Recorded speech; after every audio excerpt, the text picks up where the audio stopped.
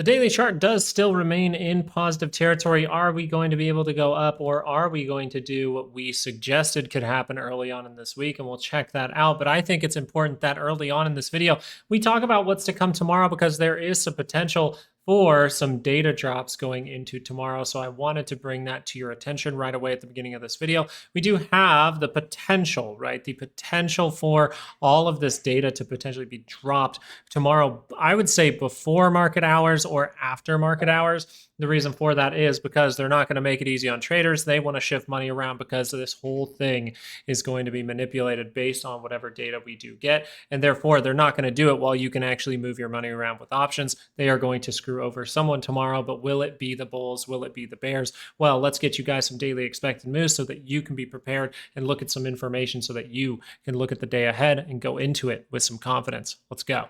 So yeah, as you can see, we do have a ton of little pieces of data that it just suggests. Now, I'm not saying this data has to come out tomorrow, but I am seeing Thursday, October 16th. I am seeing all this data printed on there, all this data that wasn't coming out originally because of the government shutdown. They are listing it as of tomorrow, so just be aware of that. We could see this before market open. We could see it after market close. So I wanted to bring that to your attention. A lot of data going on over there, but the daily scale is still in positive territory. We'll see if this is going to be a failure here, but something that I wanted to point out and show you guys earlier in the week that we discussed in these videos was what overall is happening right now and how have we done over the last few days. Let's take a look in our prediction and what I thought was going to happen if you don't watch into the end of the video. But it's the end of the video. Let's say which one I'm leaning towards. So in my mind, this needs to be a 2-hour move. So this needs to be like a 2-hour lower high over here, just like we discussed last week, a 2-hour lower high over here, right? Remember, left head, right shoulder. So I thought something that would be very, very interesting here, be very cool, is what if something bad happens, the market goes down, we set up a 30-minute divergence, then we actually go see that 2-hour move, then we see the 2-hour move actually fail, and we actually turn to the downside with the left head and right shoulder. I think that would make this market the trickiest. I'm kind of leaning towards it at this point, but overall, I'm just sitting comfy, trading back and forth my volatility options. So I'm very happy, and I hope you are too. And now we can see if that was really coming to fruition. Now, we didn't necessarily make the divergence, but we were able to make a somewhat of a higher low, even giving us the higher low with the closing of the bars. Fantastic. So we were able to see pretty much exactly what we were prepared for, and now we are at the moment of truth. The 2-hour was able to curl up, and are we able to reject off of this supply zone up into here? That will be the next question that we need to overall solve, or maybe react to, right? React to, because the risk in this area is still heightened. Volatility has curled up on the weekly chart, and we will check on that in a bit, but this is very, very nice. And if you're a part of Patreon, we even gave you the second standard deviation on the daily expected move on this day. We came down through it, and we were able to wick up, and you knew from that standpoint that we were going to continue to bounce. And thankfully, we were also talking about those volatility reversal signals. We have done very, very well with what has happened so far. They tried to make it look like it was going to be an ultimate crash. We suggested the 95% chance that the volatility was calling out for a bounce in the next 2 trading sessions. We got that bounce. Once we got that bounce, we suggesting watching for a divergence or a higher low so that we can get the 2-hour retest up into this block. Fantastic, because now we have that 2-hour retest, and now we have to see, is the 2-hour going to actually rotate down into negative territory, and is some data drops, some random data drops from these government shutdowns going to be coming out tomorrow to do so? That's going to be the interesting part. So let's give you guys some daily expected moves. Let's try to be prepared, even though tomorrow could be a wild day, as we do potentially complete the head and shoulders that we were talking about. Now, the 2 hours curled up, so we got to say, if this thing never curls back down, what's probably happening? Test the actual high, maybe even go make a new one. But the weekly expected move of 669.74, not suggesting that at this point. The more likely thing is, hey, we could see that rotation down. We need that weekly pullback, and volatility is suggesting that that is the more probable thing on the macro side. We're going to go into the shorter time frames for volatility after we get through the SPY and the Qs. But we see 671.45 to the upside, 658.89 to the downside. So as you can see, we go into tomorrow. There's apparently no meaningful data, but they do have that other data listed, and the implied volatility is higher than today. Okay, so tomorrow's implied volatility is higher than today. That means someone knows that there is some risk going on in tomorrow, or at least there is risk of a big move in either direction. And so people are placing some bets, and we'll have to see what that implied volatility has in tail for us. We'll have to look at the confirmations during the day, but I would watch that data very, very closely. As it stands, you guys know, because on Patreon I discussed taking some profit down here to see some green on the trade, letting that 2 hour get that bounce that we were talking about. And now we're looking at, hey, if we're able to confirm back down, we can start to see us go down to the monthly expected move.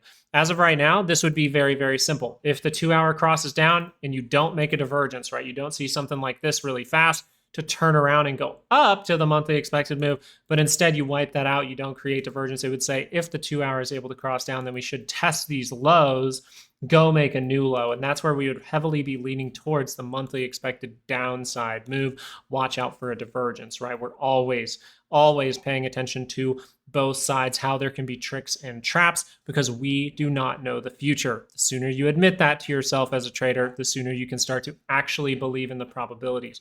Now, what could make this go wrong? Well, something we need to seriously suggest here and suggest you pay attention to is the opposite to that, right? That was kind of the bearish case. The bearish case is the 2 hour confirms down and we see something a little bit ugly, as long as we don't make a divergence point and see that turn back around. The bullish thing here is the 30-minute was able to go positive. Does the 30-minute instead see something crazy to the upside? Do we squeeze? We need to squeeze here because the weekly expected move is suggesting that we are going to reject from somewhere around, I would say, 670. So if the 30-minute curls up into positive territory, we can see that positivity. We still look for rejections from this little zone. Even if we go up and tag these areas, we would still look for that 2 hour, watch it very closely. But it would say, hey, if the 30-minute curls up, it'd be a good thing for the market. Maybe we can go test something like 671.45. Maybe we can even go make a new high. But if the 2 hour is able to confirm down, yes, we can test 658.89. But if we confirm the 2 hour down, it is very likely in negative territory that we are going to test this low. Let's pull up that 2 hour chart, confirm down, test this low, maybe even go make a new one, and look at that monthly expected move sitting right there, nice and juicy for you. Oh my goodness. And it looks like the Qs are setting up a very similar thing. Once again, that weekly expected move, and we haven't gotten there for the Qs yet. So there is a chance that we still could head with that little 30-minute move to go tag 608.94. We do tag those purple lines. See the purple lines in front of you? Those are our weekly ranges. Those are our 68% zones. That is the data from the options market. I use the data from the options market to calculate it. And 68% of the time, you do close in those ranges, these purple lines, by market close on Friday. So that, and the other stat to that, sorry about that, is 75% of the time you will tag one of those sides, one of the upward or downward expected moves, and look how close we are. The SPY has already done it. As it stands right now, the 2 hour is trying its best to go positive, right? It's still within range of going positive. Don't think this market can't go make a new high. It can, and it is curled up, and the center line is right there. So do I want to be, extremely heavy on a stock market crash? Not necessarily. Do I want to be maybe having some exposure to some volatility calls as of right now? Yes, I do. But you already know me. You guys know that I like to take profit when the profit looks good. Everyone thought a stock market crash was coming. So once this second drop came in, I was like, all right, I'm going to take some profit there, see some green in the account. There is no harm in that. That is how you actually make some money, right? You have to be able to take profit. So as of right now, you have 610.36 as your daily expected move upside. You have 594.08 to the downside for your daily expected move for tomorrow. Once again, implied volatility is 25%. That is like 7% higher than today. So that tells us that there is some risk going into tomorrow. That's why I wanted to bring up something that really showed it. And I thought it was very interesting that the data was overall at least being reported that it could come out tomorrow. Once again, I highly suggest watching things very critically and making sure that we're not overexposed, right? Never be overexposed when you see something like a government shutdown and they could just throw out that data before or after the market opens or closes, okay? Be very cautious with that. That's bitten me in the butt before, and I don't want it to bite you, all right? So what we're looking for here, just exactly what we were paying attention to, that 2 hour retest of these highs in this block up in here, kind of a wonky one for the Qs, but overall left head right shoulder. Thank you to trap number 3. Fantastic. We're doing a great job with this, to be honest. But if the 2-hour is able to curl down, that would suggest, hey, this might be the first real wave of volatility. If you wanted a measured move, right? I'm not the biggest fan of measured moves. I like to take profit when the profit's good. But if you wanted a measured move, it takes you directly to that monthly expected move. Okay, this little head and shoulders you got here. So that would tell us if the 2-hour turns down and we see a confirmation below all of the moving averages that are piled up here, we're very likely to test that low and go make a new one. And the measured move is suggesting that we could go to the monthly expected move. We will watch out for those little divergences. But as this is really close and not really have a good wave to it on the MACD, you're not very likely to make a divergence here as it stands. But overall, for tomorrow, you would say 2-hour confirms down, you would see 594.08 potentially tagged. If the 30-minute, though, is able to curl up, where is it? Positive territory, which means test this high, not this one, but test this high, go make a new one. And what are the 2 levels to pay attention to for tomorrow? The 2 levels of resistance, as far as the options data had us calculate, are 610.36 to the upside and 608.94. That would tell you if you get a confirmation here, if you get a solid green bar like this, you can see that trail up there. The higher probable thing is to go test one of these 2 levels, the line in red or the line in purple. The line in purple being the weekly topside expected move, the line in red being your daily expected move for tomorrow. Once again, I'm just putting out this information to be helpful, trying to make it as simple as possible for you. I'm not going to sit here and rub your shoulders and say, yes, this is a massive stock market crash and bet the house on it. Nope, that's not what we do here. We talk about markets exactly how they should be talked about, which is how they can go in both directions with probabilities leaning in one direction, which right now, if the 30-minute crossed up, it would say higher prices. If the 2-hour confirms down, it would say lower ones, and we're heading to the monthly expected move. And this is why being reactionary, right? Some reactionary is very good, right? We say this phrase all the time and people, maybe you don't know what it means. It means what we say is trade like water. What does that mean? It means if I am a trader and I'm trading like water, that means I'm letting my trades go down the stream and they're flowing and they're flowing. But we have a rock in the stream, which maybe is a signal. We have a rock in the stream, which maybe is a Trump tweet. We have a rock in the stream, which is maybe the fact that the government shut down and we could get big pieces of data tomorrow. Those rocks in the stream, what we have to do is look at them critically, look at the signals that are confirming around that time and react so that we end up in the meadow, not in the sewer with the it clown. If you have been here for a long time, you know that I have hated clowns since I was about 3 years old and I saw the first one in California on the pier. So I don't like them. I don't like the it clown. So I want to end up in that meadow every single time. So me and you, we need to figure out these markets together. So let's go over volatility here for a moment. We see here, volatility has not lost the 5-day. Volatility has not lost its low. Volatility has made potentially a new low, but we see some resistance coming in at these highs. Thankfully, this 30-minute divergence told us about that bounce. It told us about that bounce, and I think that's fantastic. I happened to be at the zoo with my daughter this afternoon, but there is actually a very funny little divergence here on the RSI between these 2 lows right at that 5-day moving average. If you caught it, that's awesome because you did get a confirmation up. What would that suggest? That would suggest that we have a little chance of turning up that 2-hour. Now, the 2-hour did technically have divergence up in this area. So what we're looking for tomorrow is, do we fail and have to go test 1683 again? Do we see a new high in this market? Because if the 2-hour is able to reject here, that wouldn't necessarily be a good thing. So what we're looking for here, I'm sorry that I'm clicking back and forth between these charts. Try to stick with me. The signals are very interesting and exciting today, honestly.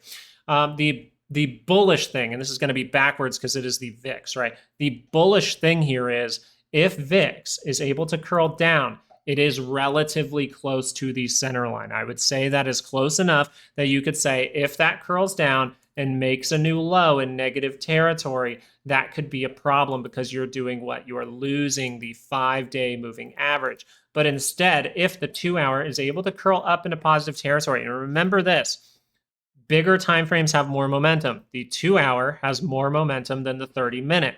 That's how I treat things. I always trust the bigger time frame for the most part.